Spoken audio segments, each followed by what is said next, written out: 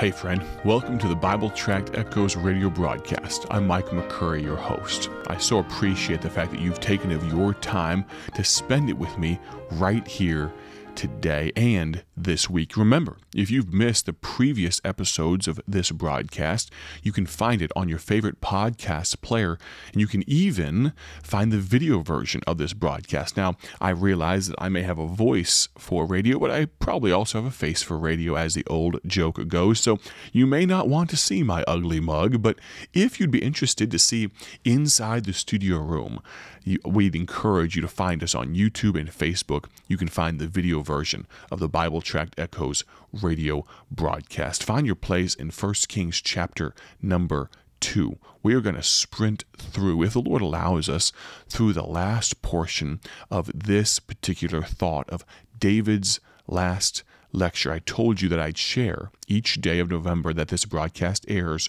one item that I'm thankful for, and today will be no different, even though we are short on time. I'm thankful for Thanksgiving and this season. It's an opportunity for people to provide a kind of a reset button on our materialistic lifestyles that we so often live. Now, I want to hear from you. If you would like to share something that you are thankful for, you can text me right now at 309-316-7240. Again, that's 309-316-7240. Tell me what you are thankful for. We've talked about the close of David's life. We've talked about the charge from David's lips. Yesterday, we spoke about the continuation of David's line, and today in 1 Kings chapter 2 verse 7, this is David speaking to Solomon near the end of his life. We see the children that David loved. But, he says, David does, in verse 7 of 1 Kings 2, show kindness unto the sons of Barzillai, the Gileadite, and let them be of those that eat at thy table, for so they came to me when I fled because of Absalom thy brother.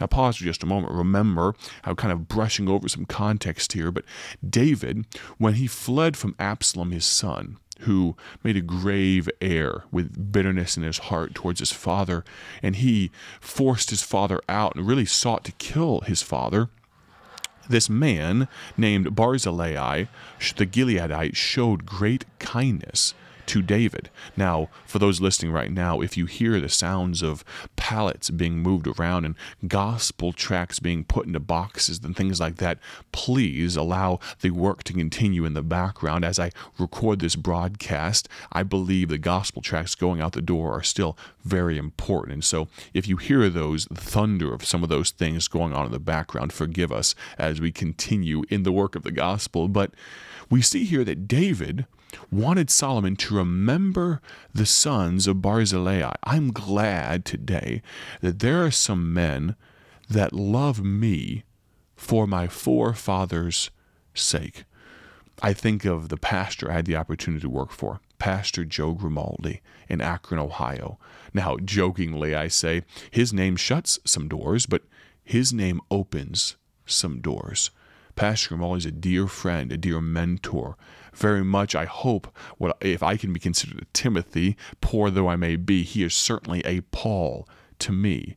I'm thankful for those that are friends of Joe Grimaldi's that are also friends of mine, simply because I am, spiritually speaking, a son, an adopted son of Joe Grimaldi. I'm thankful for the children that David loved. But look, if you would, the concerns that David lists. We'll just look at verse number 5 for now. Moreover, thou knowest also what Joab, the son of Zeruiah, did to me, and what he did to the two captains of the host of Israel, unto Abner, the son of Ner, and unto Amasa, the son of Jether, whom he slew, and shed the blood of war in peace, and put the blood of war upon his girdle that was about his loins, and in his shoes that were on his feet. Do therefore, David says, according to thy wisdom, and let not his hoarhead or his gray head go down to the grave in peace.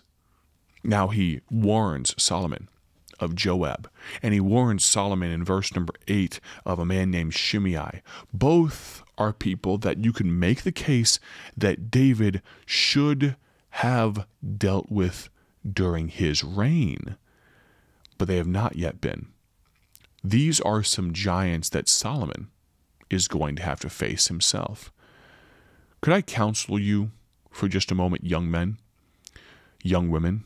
When you are warned by the older men and women of God, the aged women as they're called, the aged men as they're called in the Bible at times, when those with the gray streaking their hair, when they warn you about concerns they have, whether it be issues of separation, issues of sanctification, issues of standards and things of that nature, when they warn you in those ways, you would be very wise to listen to what they have to say, because there are some issues, there are some problems and some circumstances that they appeared maybe even hundreds of years ago, but in decades past, and your forefathers and your patriarchs and matriarchs, they did what they could with them, but they weren't able to solidify and completely end the fight with some of those things. And now as they pass off the scene, there are some things they want to warn you of.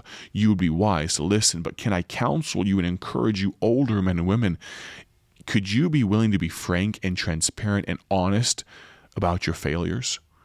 You realize when David spoke about these things, he could not speak about Joab and Shimei without insinuating and without bringing to mind his own personal failures with Absalom. David, you can make the case, and I believe I could, he messed up in a few different areas. What do we think of when we think of David? David and Goliath? We think of David and Bathsheba too, don't we? He was judged for that, wasn't he? He was judged for numbering the people, wasn't he? I believe that his missteps with Amnon and Tamar, we won't go into all that, but his lack of action there was probably part of the reason that Absalom flew off the handle and became the bitter son that he was. David made mistakes, but he wasn't above letting the next generation know that there are some things that, Solomon, you're going to have to deal with in my absence. I'm not talking about generalities. I'm talking about being willing to get specific. Many of those concerns that we would voice, like David did, they reveal past mistakes, but can I encourage you, young men and women, as the older generation lists their concerns, provide some consideration for David's limitations. I ask again, what do we remember when we hear the name David? Well, some, the pessimists among us, may remember his failures. But I noticed that Solomon did not receive this last lecture of David's with an ill spirit or a bad attitude. Think about what David did, what God said of David. He killed Goliath. He led armies. He prepared for the temple. He wrote so much of God's songbook, the Psalms. He was a loyal and dear friend to Jonathan. He honored Saul, his predecessor, even though he was grossly mistreated. He defeated the Philistines on multiple occasions, returned the Ark of God to Jerusalem, and just a sidebar, he was a man after God's own heart. Friend, can I tell you that there are some that even through our mistakes and even through our foibles and even through our failures, God is still kind enough to use us. And can I include you in that list? None of us are perfect. But we would be wise as we look at our forebearers, as we look at our forefathers, as we look at those that came before us, we would be wise to be considerate of their limitations, because no one is perfect. A man of God is a man at best. I think of Mark Smith, my predecessor. I think of him acknowledging his own limitations and allowing me to take the reins of this ministry. You know what he said? What he told me to say verbatim when people ask, why did Mark Smith, a phenomenal Bible preacher, a great man, a good radio host, an excellent radio host, many of you would agree, better than me, why did he step down from Bible Tracts Incorporated? Well, it's because he acknowledged his limitations. He told me to say this, and I quote, when people ask, why did Mark Smith step down from BTI? Tell them this, because Mark Smith knew he wasn't the man to take Bible Tracts Incorporated into the 21st century. Needs a younger man, he said, someone that understands technology and websites and all of these types of things. Now, I'm a weak man at best. I am not an expert in many of these things. Yes, I know social media and websites and design and tech, and I've been able to assemble a phenomenal team here that can help with so many of those things. But can I tell you, for a man to acknowledge his own limitations like that, can I tell you what respect I have, what high respect I have for Mark Smith?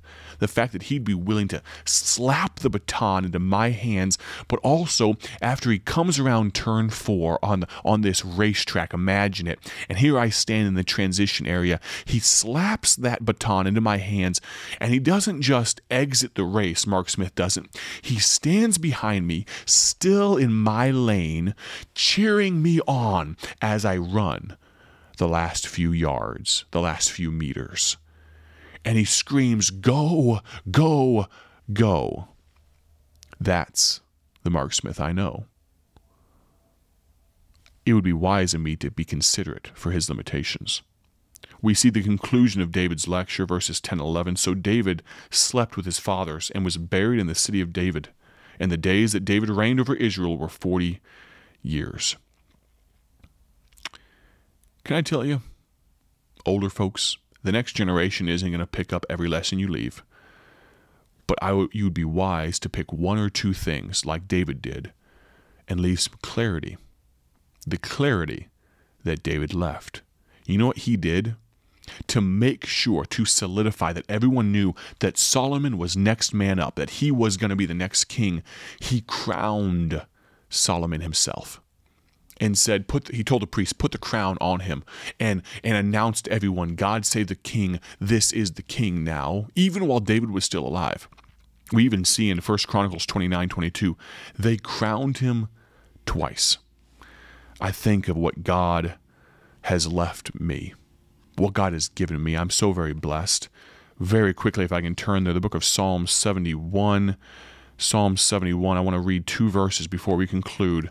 Psalm 71, verse number 17, the Bible says this, O God, thou hast taught me from my youth, and hitherto have I declared thy wondrous works.